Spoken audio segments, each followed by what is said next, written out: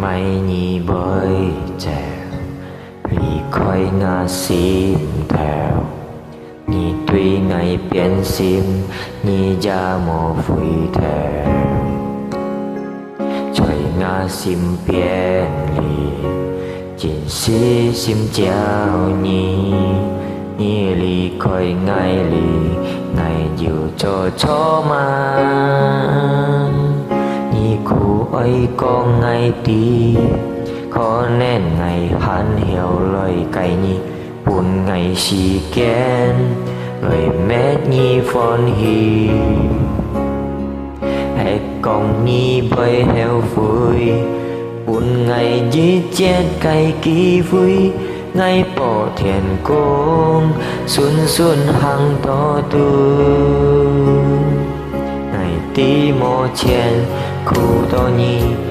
nhì chiều con ơi lý khói lý hì mong xiong tròn bông phai liong xa ăn phòn hì bỏ nhì khói sim heo nhện liong ngay bơi cho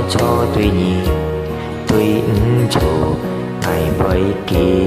to nhì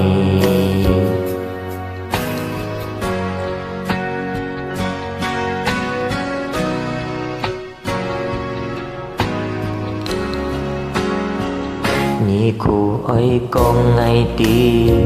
khó nên ngày hắn hiểu lời cày nhì buồn ngày xì kén lời mét nhì phòn hì hãy còn nhì bơi heo vui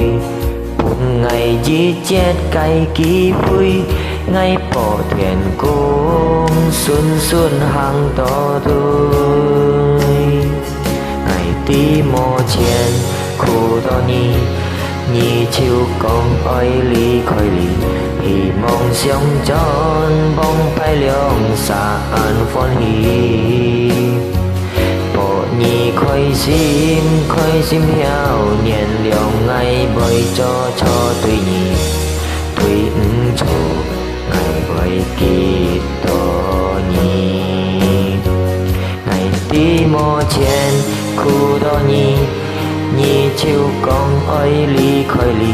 hì mong xiong tròn bông phai liong xa ăn phòn hì bỏ nhì khói sim heo nhện liong ngay bơi cho tùy nhì tùy chủ ngày bơi kỳ to nhì ngày tí mô chén khu to nhì chiều con ơi lý khói lý hì mong xiong tròn bông phai liong xa ăn phòn hì bỏ nhì khói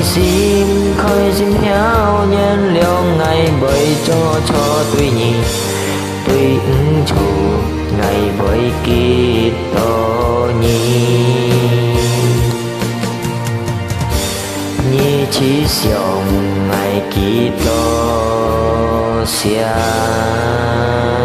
nyi. Ini lagu Hakaku yang ke-12. Cie-cie.